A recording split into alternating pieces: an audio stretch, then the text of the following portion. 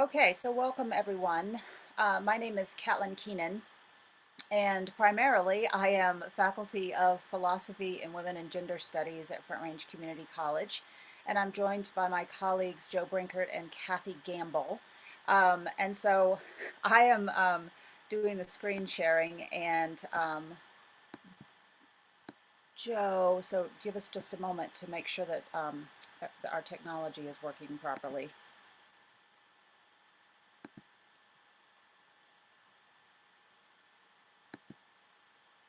Okay, my slides aren't, okay, there we go. No? Okay, there we go. All right, so I'm going to turn it over to Joe to provide a little bit of background on what became the Equity Academy for Instruction, which is what we're going to be presenting on today. And so, Joe, do you want to take it away? Sounds good. Thank you, Catlin. Hi, everybody. My name is Joe Brenkert. I use he, him pronouns, and I'm a math faculty member at Front Range Community College. Welcome. Thank you all so much for joining us. Really what we're talking about and kind of the main focus here is going to be on what we call the Equity Academy for Instruction, which came out of our experience. Some of you, and I didn't see everyone who's here, but some of you might be familiar or might have participated in a system-wide grant that we had a few years ago with the Center for Urban Education. And specifically, the focus was on math instruction and looking at really kind of examining the equity mindedness that focus that we had in our, kind of instruction in the way that we addressed our classrooms. And so the last part of that grant work was looking at how can we not only kind of, actionalize the impact that it had on us individually, but then spread that and share that in our interactions with colleagues. And so we have a Diversity, Equity, and Inclusion Council committee, statewide committee, that has a faculty subcommittee. And through that, we decided that we would look for funding from our college to start this semester-long professional development opportunity. And we have opened it up for all full-time and part-time faculty at our 3 campuses and our online in our online areas.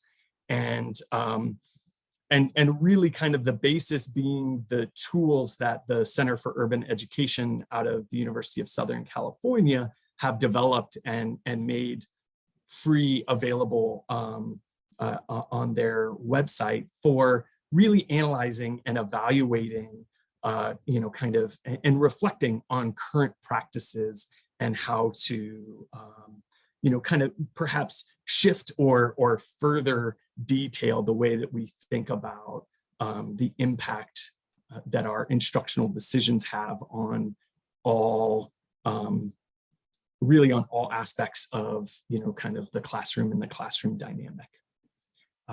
And so we're going to kind of start this off actually with an activity that we use in the Equity Academy, and this is going to involve breaking out into breakout rooms, which with a group this big, we didn't know how big this group was going to be. So with a group this big, it's going to be we're going to have a lot of rooms, but we're gonna try and kind of limit it down, pare it down to about 5 or 6 people per room. So Catlin, if you want to kind of set us up for the, actually we'll go over the agenda first, what we're actually going to talk about, and then we'll dive into that. Sorry. Yeah, thanks, Joe. So yeah, we're gonna, as Joe mentioned, we're gonna start with an activity. One of the things that we discussed as we were putting this presentation together is ways that we could invite you, the participants, to really sort of experience what we're doing in the Equity Academy in sort of a small way. And so we're going to start with this activity. And then we're going to go into actually what we're doing in the Equity Academy. And we're going to provide an overview of the curriculum. We're going to give you some sense of who at Front Range has participated in the Equity Academy so far. We survey the participants. We've had we're in the middle of our third cohort, and we survey our participants in the beginning, the middle, and the end. And so we have some interesting data from that. Then at the very end of the Equity Academy, our participants are asked to complete a poster, and we have some samples. I think I put in 3 samples of the posters that people have produced, which are just, they're so cool. It's so awesome. And then at the very end of the Equity Academy, we use D2L as a support for the Academy, and we have them, the very last thing they do is this discussion post where we invite them to give suggestions to the college based on their experience of engaging with this work for a semester. Then we also have some next steps of things that we want to do next, and actually we sort of started the next steps, and then of course we're happy to take whatever time we have at the end for discussion. And so Joe is going to set up the breakout rooms, and I am going to drop a document into the chat. And so what you're going to do is you're going to go into your breakout rooms. We're going to send you into your breakout rooms. Joe's going to tell me how many breakout rooms there are in just a moment. And how there are 10 breakout rooms. Okay, great. And what you're going to do is you're going to use the document that I just dropped in the chat in order to purchase the different privileges that are on the document. However, I am only giving each group, not each individual, each group $400. Each privilege costs $100, so you can buy 4 of them. You have to decide as a group which privileges you are going to purchase and why. And so we're going to give you 10 minutes to go into your breakout groups, take a look through the privileges, discuss, and then determine which privileges you are going to buy. Joe, are the breakout rooms ready? We're Awesome. set to go. Okay. Before we send you into your breakout rooms, are there any questions about what we're doing? Okay, so somebody doesn't see the document. As long as one person from each group, there's nothing, the privilege Joe, do you see the privilege document in the chat? I see it. If you might maybe post it again, if people came in a little bit late, maybe they might not see it. Yeah, I was able to open it. Okay, great, thank you. Mm-hmm. Okay, so but we can work with the groups. The groups can ping us and let us know if they couldn't get the document. Okay. So we can help the groups out if need be. Okay. As long as one person in each group has access to the document, you should be fine. You can even screen share the document once we send you into your groups. If no one in your group has access to the document, I have run into this before where sometimes if people are on Chromebooks, the documents don't come through properly. But as long as one person has it, you'll be fine. All right, Joe, why don't we go ahead and open the breakout rooms, and then we'll troubleshoot from there.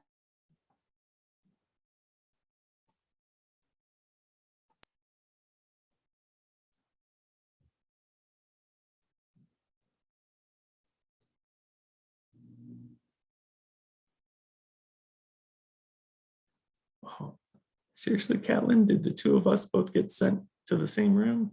Or no, we haven't gone anywhere.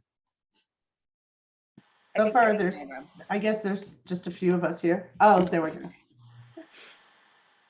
Yeah, I think it doesn't automatically send the hosts. Oh, so we're here. I see. Yeah, it's just the I'm host. like, huh? That's okay. This is a really good exercise, by the way. Oh, thank you. Yeah. Have you looked over the privileges, Amy?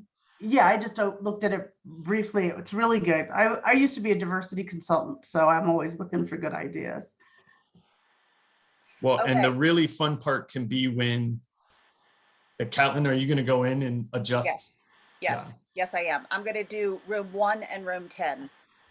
Okay, give them more? Yep. Cool. That's so crazy. yeah, Amy, the fireworks really start when we start debriefing on this, and some groups realize that other groups got more money than they did. and so could get more Oh, privileges. And so, what does that say, right? And, kind of that. I like that. So, I like that even more. So yeah. how did you do it with different amounts of money? That basically, so what we usually do it like in the academy, in the academy we have Oh, you didn't like do that 20 here. to 25 people. So it's much easier to organize. And so sending people, we don't even tell them how much money they have before we send them out, and Got they it. go in. Yeah. I've actually done it like in class where each group, give a small sheet of paper which says, okay, here's how much money you have. Here's how much money you have, in the classroom kind of thing. I love it.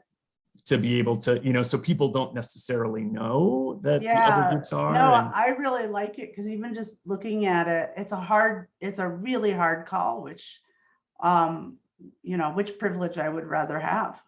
Well, I mean, and it really, it really makes us realize, right, like what privileges we already have and kind of take for granted. And so, think that, hey, wait a minute. Well, yeah, like we might not necessarily think this is a very big deal, but someone in our group might not have that privilege. And so, it might be way more important to them. Yeah, no, I mean, it's, and the other part that I think is interesting is that depending on which world I'm in would change what privilege I would want, right? Because it might change at work versus social. I was automatically sent to a room, so I just kind of stayed with them for a couple minutes to make sure they were on track and they're doing fine. So great. Now, did you want me to go to a room so you all can talk, or I'm an interloper here? It's up to you, Amy. Okay. And I'm Amy, by the way. I don't think I've met all of you, so it's nice to meet you. Yeah, we're just sort of, hello, jumping in together. I know. I know. So, Kathy, I gave room 1 and room 10 $800. Oh, you gave them extra. I did. Nice.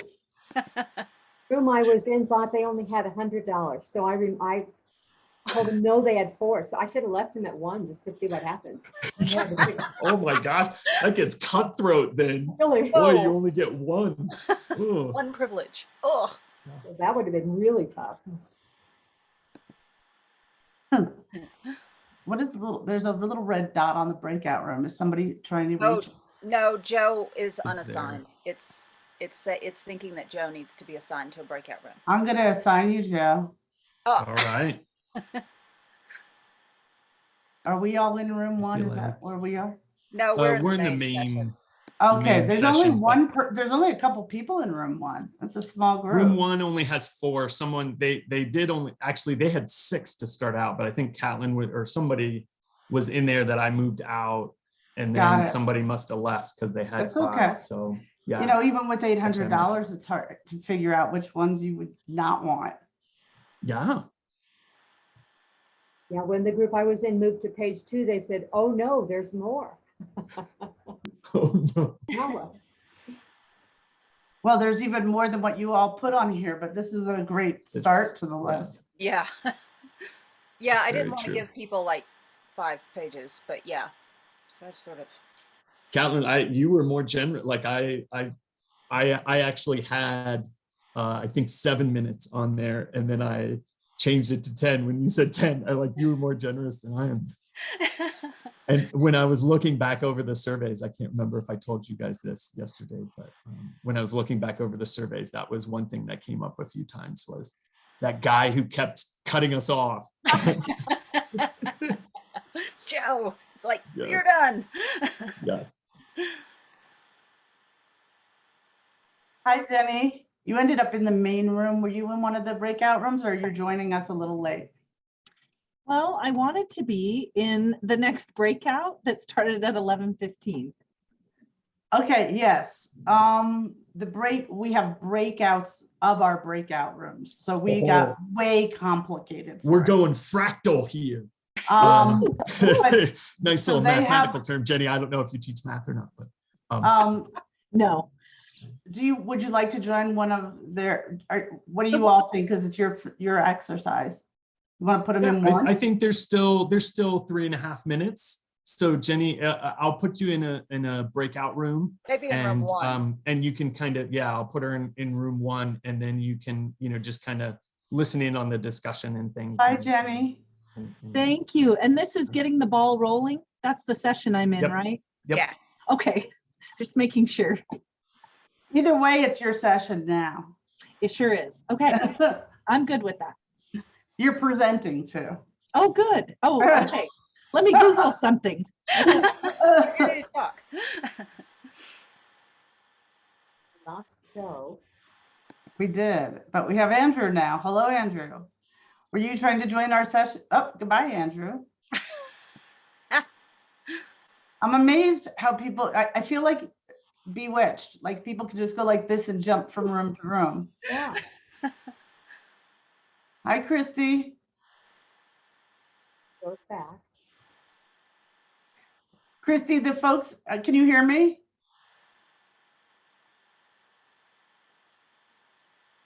Maybe, maybe not.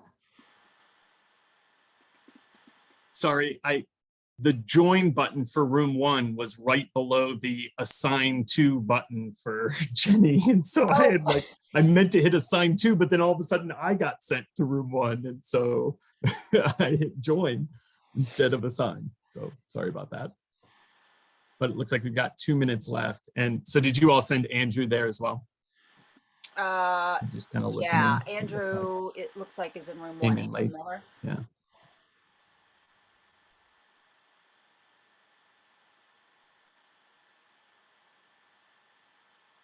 Hi, Christy. Can you hear us? We can't hear you. Oh, okay. Okay. So, Christy, the participants are currently in breakout rooms. They're going to come back in about a minute and a half. So, welcome and just hang out.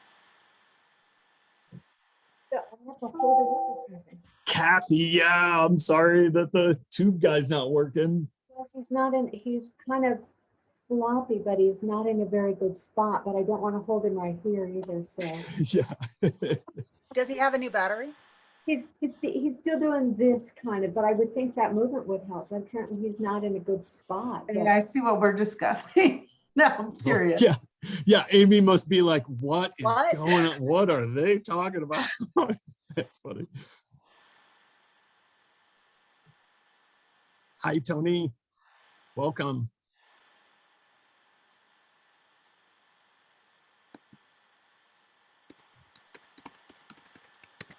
Tony, we have, are you, can you hear us? Oh, yeah, you said hi. So we're with the subgroups, we have people in breakouts for about another minute or so. So you're with the presenters and me and Christy. So in just a moment, they'll be coming back. They're doing an exercise. You'll catch on real quickly.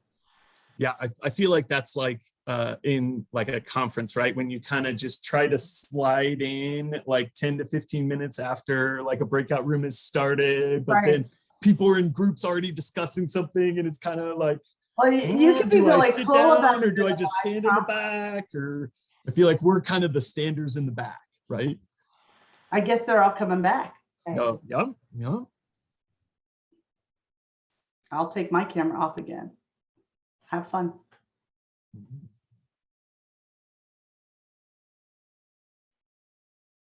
Yeah, it looks like,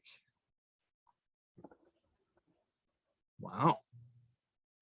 Room 6 was definitive, made their decisions. Is being recorded.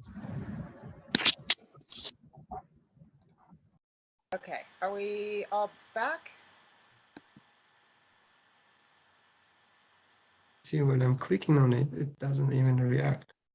Looks like everybody's back. Okay, great. So, I want to start by calling on a room. And so to share with us which privileges you chose and why.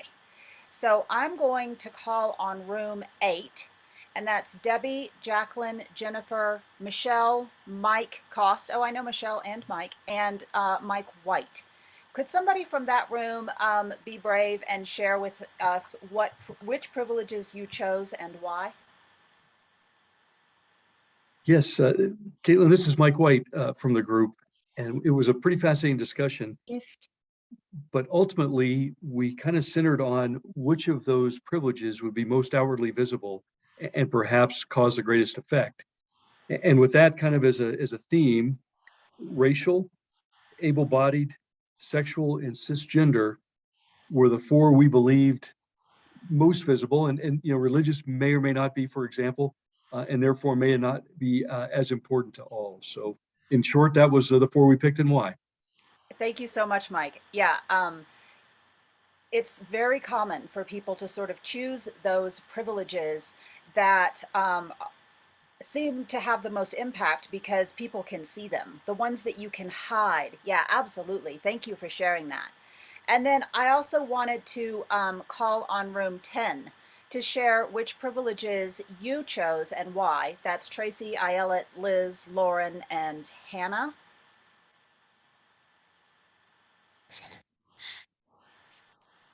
Yeah, so I'm from that group, Right. Liz, and we had gotten to a debate discussion that we could only get four, which was interesting, is that our group got an additional extra $400. So we technically had $800 to spend.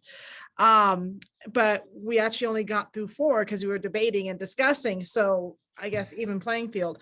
We went to racial, able-bodied, cisgender, and religious as all those that we came to agree on, probably because they're outward, but also those are the things that really mattered a lot to the people that we were actually in. We had a very diverse group, so it was really great to specifically hear about the religious piece, the things that can hide there.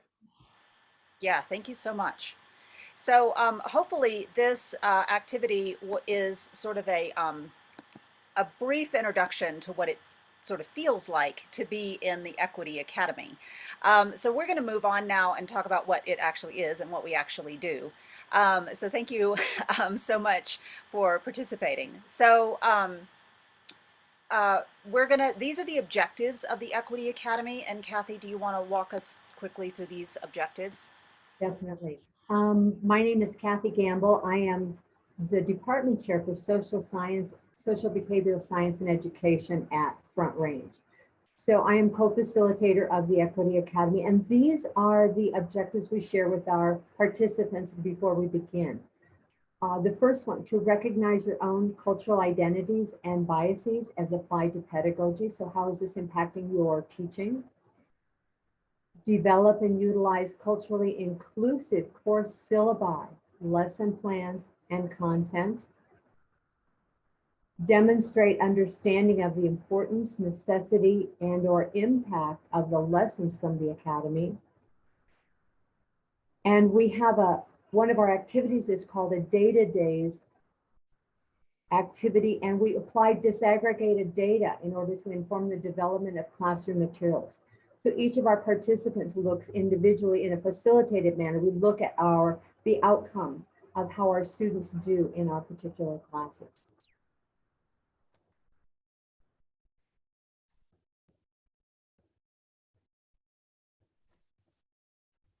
And so for the next few slides, we're going to look at just the nuts and bolts, like, kind of the title of the slide here, by the numbers, right? What has it looked like so far? And we started this last spring, and last spring it was fully remote. And so it involved 8 Zoom sessions.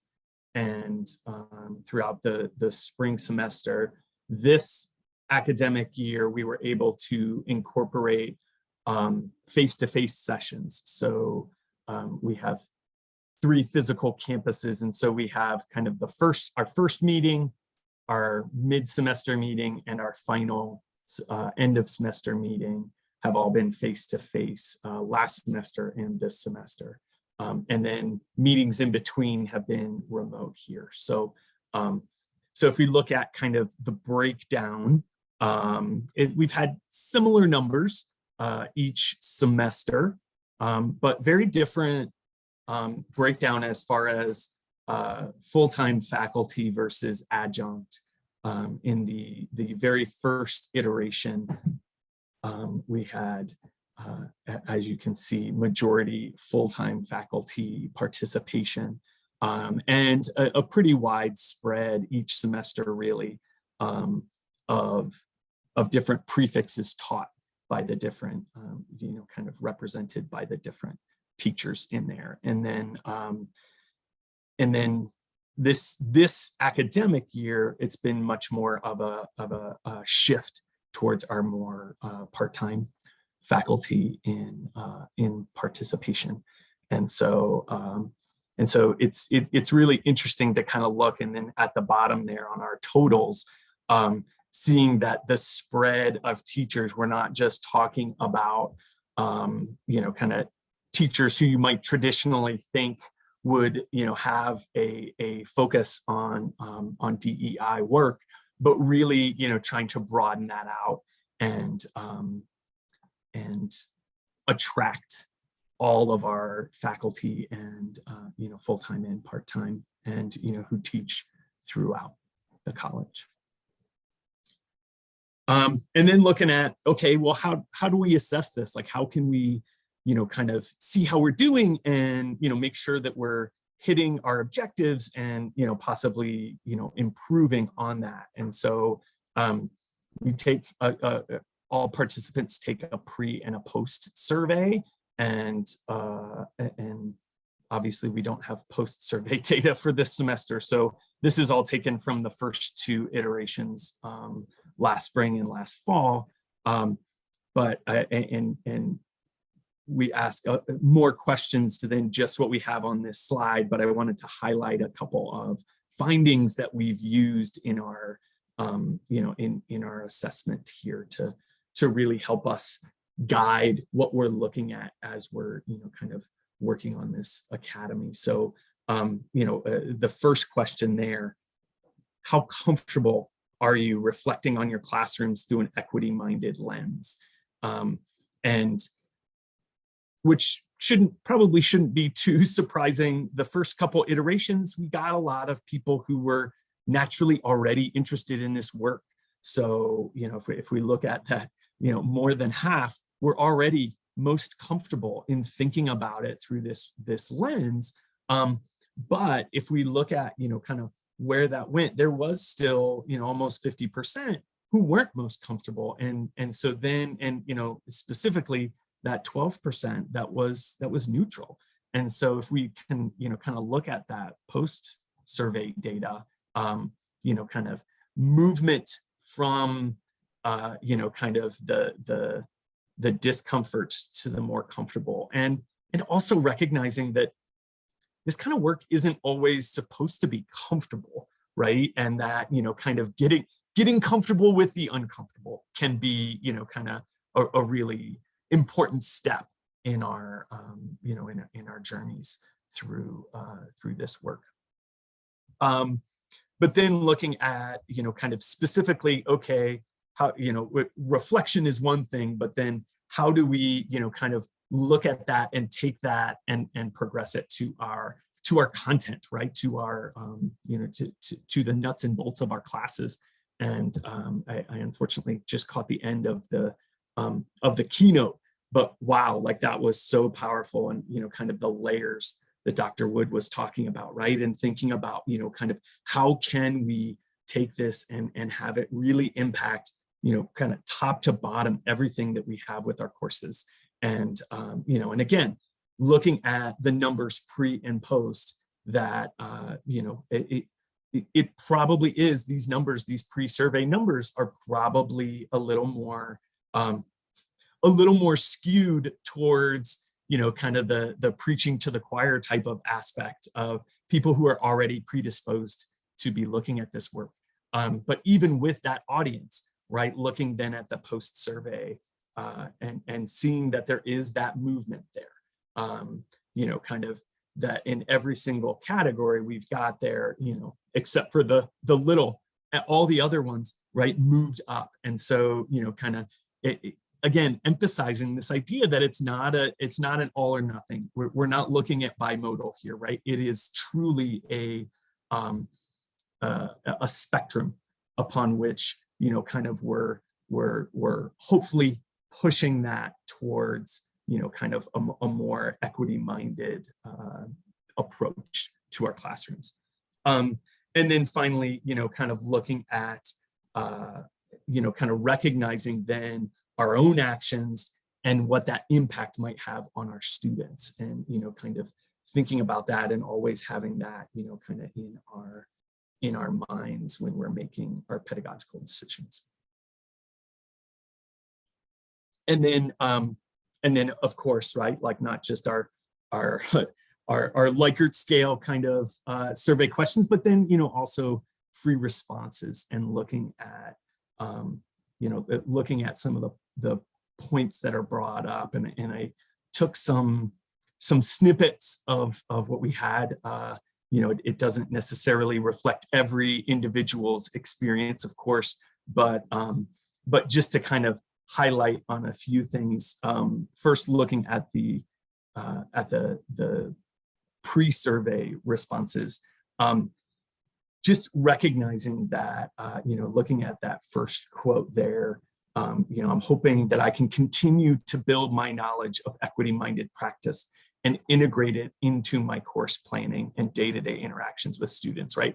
Recognizing and acknowledging that impact that we have as, you know, kind of the forward-facing, right? The, you know, kind of the connection that we can make with our students. And then also acknowledging that in that second quote, right? Recognizing the anxiety that puts, right? That responsibility can also have that idea of, whoa, hey, wait a minute. You know, what if I'm not sure about this? What if I am, you know, kind of not where other people are in their, you know, kind of journey in this work? And, you know, what if I disagree with some of the things, you know, what does that say about me, right? And that last part, does that mean I'm ignorant to the suffering of others?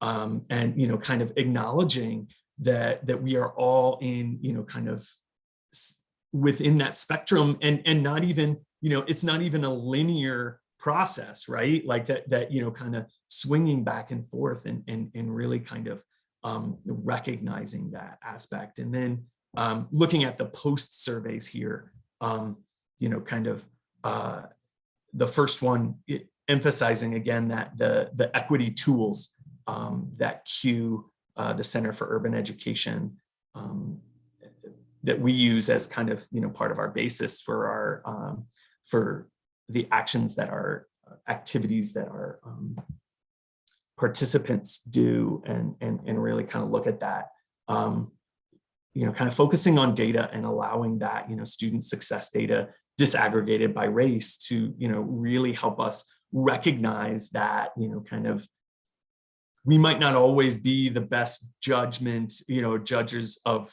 you know, kind of how our students are doing, since we have that one particular perspective from, you know, kind of traditionally from the front of the room, right? Like, you know, kind of allowing that, you know, kind of split out of data to inform, right? Like, you know, kind of how things are going. And then acknowledging there, you know, that last quote from the post surveys, recognizing the scope of this work and how all encompassing it is, and how, you know, it's not just, we don't just live it in our lives, you know, or in our professional lives, we live it in our personal lives as well. And it is all around us. And that's really what brings it into our professional lives, is the fact that our students have it all around them as well. And so acknowledging, right, that aspect of, you know, kind of sometimes the feelings of enormity that can, you know, kind of come on top of this, but, you know, recognizing the influence that we can have in our classrooms and the difference that we can make there.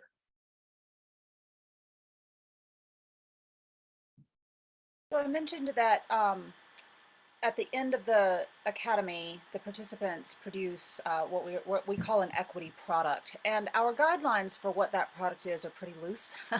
Essentially, we just challenge our participants to use an equity lens to examine any part of their classrooms, their curriculum, their program, the college, through sort of an equity lens. And so I wanted to show you 3 examples of their posters, and I tried to choose ones that really demonstrate how differently people approach this challenge.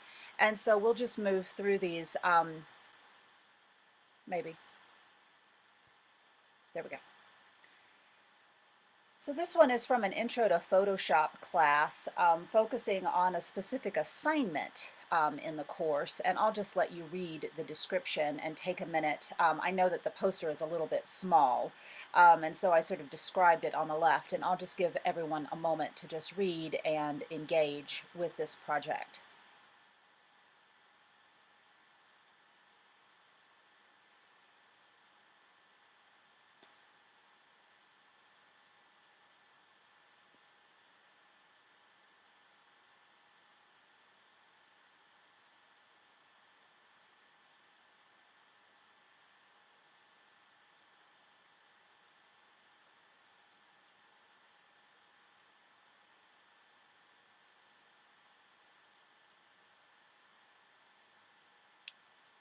So as you can see from the poster, students encounter an activity like this twice during their Photoshop class, once during week 5 and then again during week 13.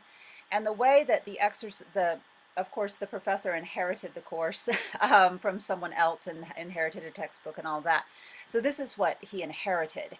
And so both of these exercises at different points in the semester, which require students to use more basic techniques and then more advanced techniques as they progress through the class, both use images of young white women. And he recognizes that that's problematic. And so his plan is to replace these images so that students get to practice on a variety of different skin tones and a variety of different types of people, including white people, of course, but also including people of color.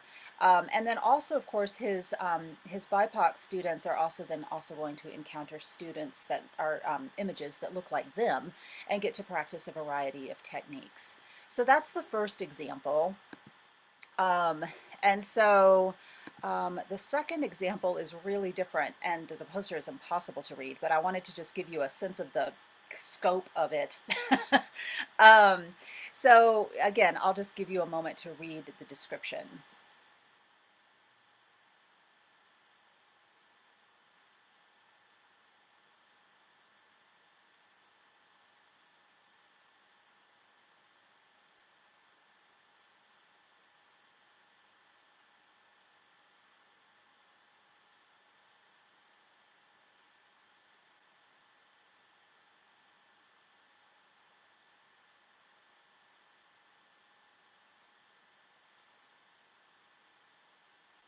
So this is in a writing class, and the way the class is set up is that there are these major benchmark assignments, and that's the ones that have the dots in the columns. So the students are right here, and then the dots are color-coded for the grade the student achieved, and then these check marks are whether or not the student did the pre-work.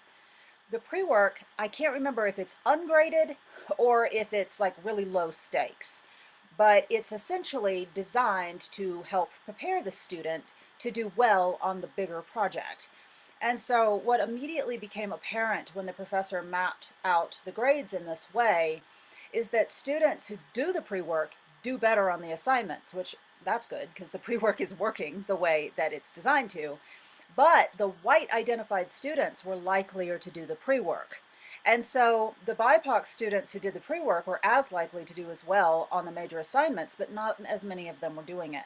And so this, coming to this realization or having this insight then allowed the professor to start really thinking about specific interventions, whether those were quick one-on-one meetings, allowing more flexible makeup work, maybe making the first pre-work activity required. I mean, just really thinking creatively about how to get more students to do the pre-work because it's obvious that that work has an impact. So that was sort of the second poster project. And then the third one, again, is a very different type of project involving campus culture. specifically the Boulder County campus. Front Range has 3 campuses.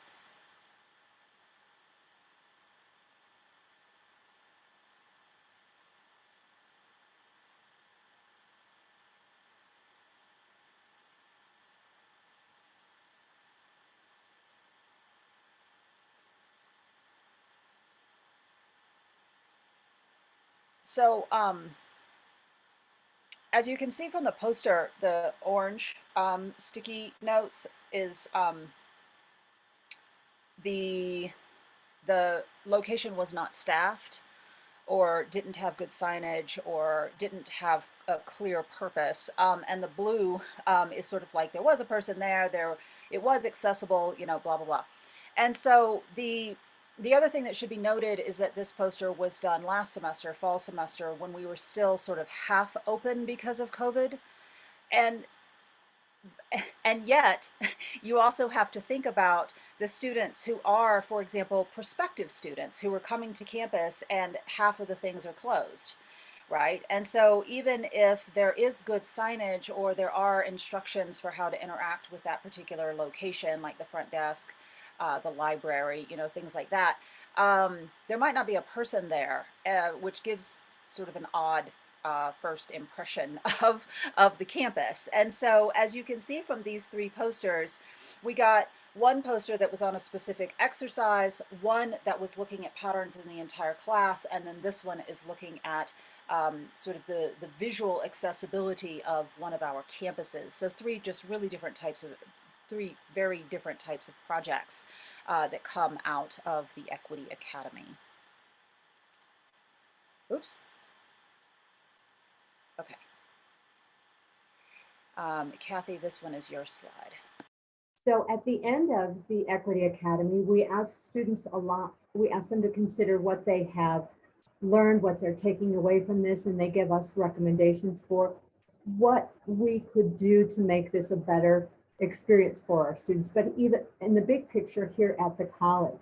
So it was very interesting to hear Dr. Wood talking about his recommendations and Landon maybe considering that we could use the 2-to-2 experience to discuss this as a college, as a system, and what might work.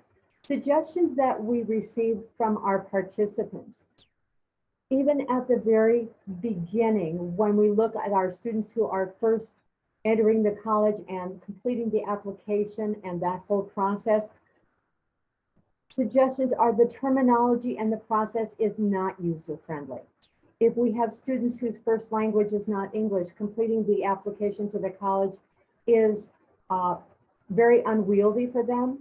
For example, if they did not attend high school here in the United States and they try to fill it out, that's one of the questions, where did you attend high school? It kicks them out automatically, their application crashes. And if they're doing this from home or online, there's no opportunity to go back and change that. They have to start over. So there isn't a way to track at this point who we are missing, who we have turned away from the process, even at that initial step. But I think we are missing some people there. There was also a comment that we are recording race and ethnicity, and some of our students are a little curious about how is that information being used. Comments from our Asian students recently were about, are they asking us that because if we are Asian, they want to send us back due to COVID? So forefront in their minds are things we haven't even thought about, but we need to listen to them, listen to our students and find out what the barriers are for them. The equity in hiring practices. We really do need more diverse faculty or affiliate faculty, administration and staff. Do they represent, do students see themselves? Something else Dr. Wood mentioned, can they identify with people on campus? Something we need to look at as a college and as a system. The recommendation also was we have a lot of training sessions that are required as employees for everyone on campus, and maybe DEI training should be something we look at as a required training for all who are here. The suggestion to continue the day-to-days activity. That's the facilitating for faculty and instructors when we're reviewing the disaggregated data. How are your students doing? I think that was really good information for all of our participants, really an eye opener and looking at how do I make a difference and what can I do? Their suggestion also included continuing to offer the Equity Academy for Instruction. Very positive about that. The big discussion, the syllabus redesign. And Dr. Wood mentioned that in the current format, our syllabi are not user-friendly. They are not student-friendly. When all of the legalese that's a part of that is very daunting, and if that's the first thing our students see when they enter our classes, I think it confirms for some of them, whether they are first-gen students or feeling like maybe they don't belong, when they have difficulty even understanding the language in our syllabus. And we have a boilerplate syllabus that we can fill in very little that's a change. We have where we put our names and our how you can locate us, but generally the syllabus is very unwieldy and unfriendly. At the course level, we can make our assignments more culturally relevant. The participants create an activity at the end of the Equity Academy, and those posters were examples of some of the changes they have made. Some of our disciplines are considering maybe that they need to have discipline level discussions about what equity looks like, about how they can redesign their activities, their syllabi, their course examples. So I think there's some movement on this. The culturally relevant materials, I was really anxious to hear Dr. Wood continue, and unfortunately he ran out of time. So I'm very encouraged that it's a possibility that he may be joining us for the 2-to-2 or even some workshops for us at the system-wide meetings. So in general, those are some suggestions. One more that is not on here that was a suggestion from a participant was that maybe we need a college-wide report card on equity that could include all of these, but something that we share with our students, with our stakeholders, and something that is forward-facing to give everyone an idea on what we're working on and what our goals are. Yeah, great, Kathy. So we have some next steps. So the Equity Academy as it currently exists is 7 meetings. 3 of them are full-day face-to-face meetings, and then 4 afternoon meetings on Zoom. The participants are compensated either 1 credit hour or 30 hours, depending on if they're affiliate faculty or full-time faculty or taking it as an overload or whatever. But essentially it's 30 hours of work. About 21 of those hours are meeting times, but then there's also a peer classroom observation using an equity lens that we teach them and provide for them drawing from Q, which Joe put in the chat, a link to the Q work. And so we are currently grant funded. The Academy is currently grant funded. But the college has indicated commitment to continuing to fund the Equity Academy for at least the foreseeable future. But I know we're going to try to continue the grant funding. As part of the current grant funding, we have additional monies for curriculum development where somebody could go through the Academy and then apply for additional hours to actually develop an equity product for their classes or program. So we just opened applications for additional curriculum development funding. Currently, we're funding 10 additional hours. The participants in the application have to sort of briefly describe like what they want to do with those hours. But the idea is especially like over summer break or early fall semester, that people could be paid for 10 hours of curriculum development funding to continue the work that they started in the Equity Academy. For example, the professor that mapped the entire class with the pre-work and then the major assignments could actually be like, okay, so what are other composition faculty doing, and spend some time doing research and developing some additional interventions. So that's sort of what we have in mind. So for the immediate future, we are continuing the Equity Academy. The fall cohort is currently there. People are applying for the fall cohort, and people are also applying for curriculum development funding moving forward. So those are sort of our immediate next steps. And so we do have 6 or 7 minutes here for any questions, any comments, any requests for additional information. We'd be happy to take. And I'm going to stop screen sharing so we can see each other. And you can either raise your hand or drop questions or comments in the chat.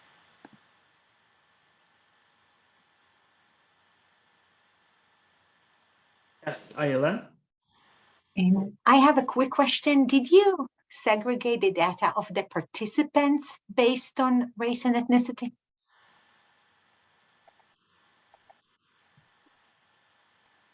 We tried. We actually don't have. It was not easy to get the race and ethnicity information. We do not have that information. Thank you. Yeah, we have some anecdotal. A lot of our faculty, full-time and affiliate faculty, are white, and we do know that. Just sort of anecdotally, people who have disclosed, we have more people of color in the current cohort than we have had in the previous two cohorts, and I think there are 4 or 5 this semester. But yeah, that's just anecdotal evidence.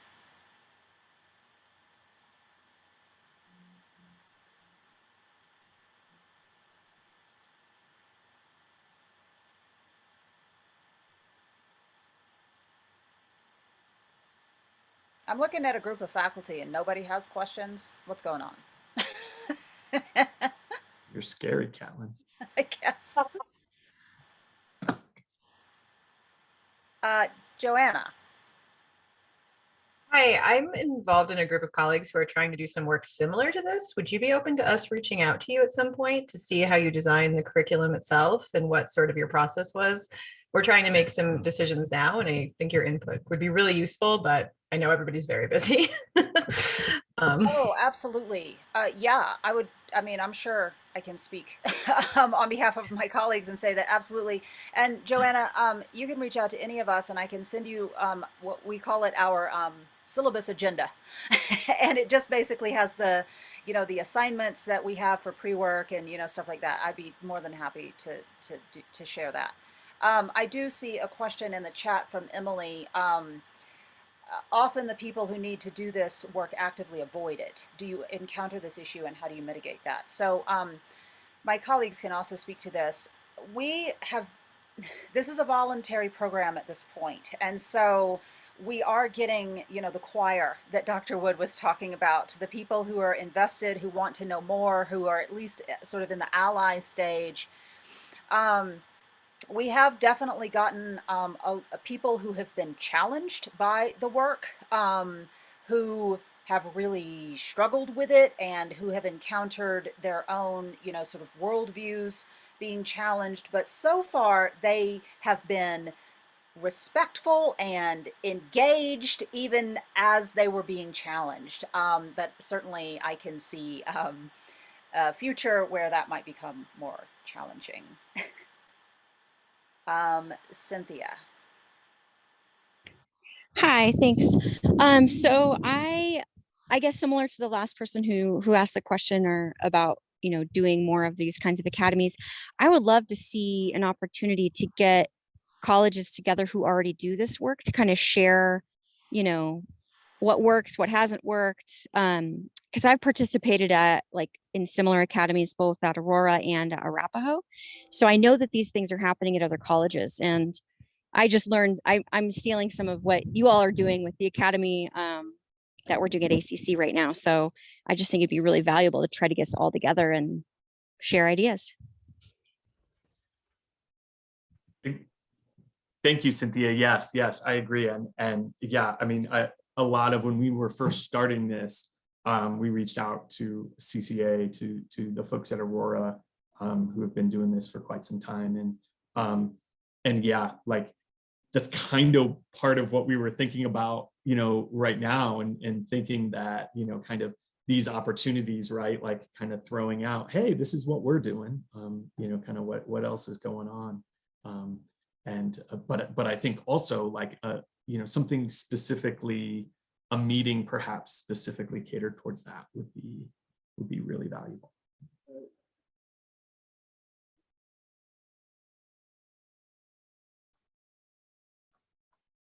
All right, we have just a couple minutes left. If anyone has a final question or comment, I think we have just a little bit of time.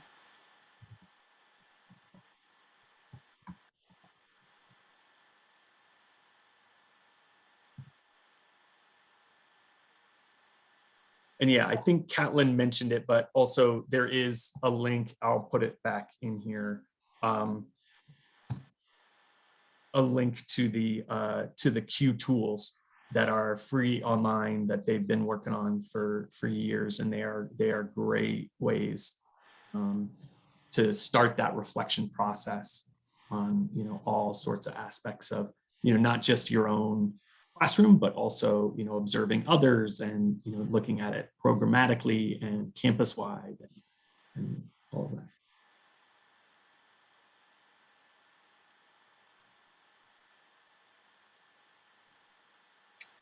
All right, well, thank you so much, everyone, for your time and attention this morning. It was great to be able to share this work. I know that the three of us are super passionate about it, and really delighted to share this morning, and would be happy to continue this conversation on a small scale or a large scale, certainly speaking for myself.